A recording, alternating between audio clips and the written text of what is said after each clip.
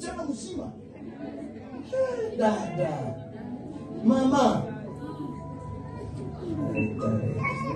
zile saa zote zinakufa.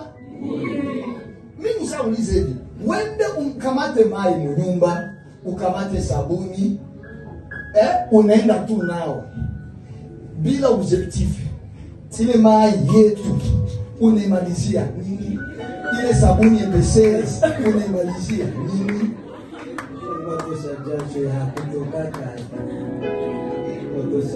Unatosha jasho wende unawe, sabuni unamaliza, mai unamaliza. Juu wende tu kudomo na habari za wengine. Huko kitu tu sawa. Ulikimu pombe yote, ile tu kilo yote na ile fonde te.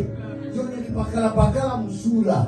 Unajipakala tu unaipunguzia nini? Chuko nenda kwao Janine kusema Janete.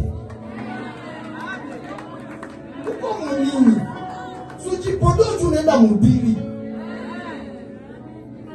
Chuo unajua jasho takutoka kule, utapata tena za kuza fonde te ile jasho. Hapana jasho kutoke tu ya maneno ya mwingine. Ame mwana usiku ziko zinaenda.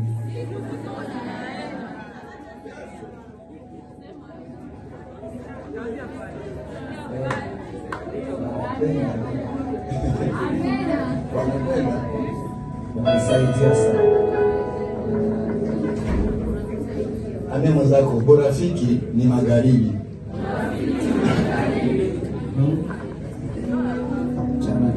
Chama ni nini?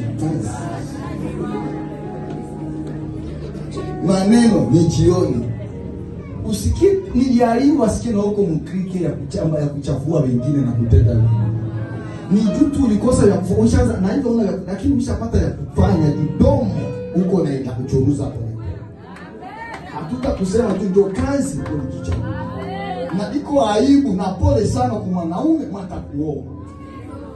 Simi nakwambia tu upone. Sipomo najijua. Mia Mungu anekushia kabisa watoto yangu wa garson na wafili. Kuolewa na mtu mwenye akili itumiki. Mwana kiko nyumba na kutengenezea maisha mimi peke. Na mtengenezea kuvaa na nita tu la kwanza nita mase. Dadangu ikala tu hapo. Mara 10 kuliko olewa na mwanaume. Kichwa suru, kichwa duet.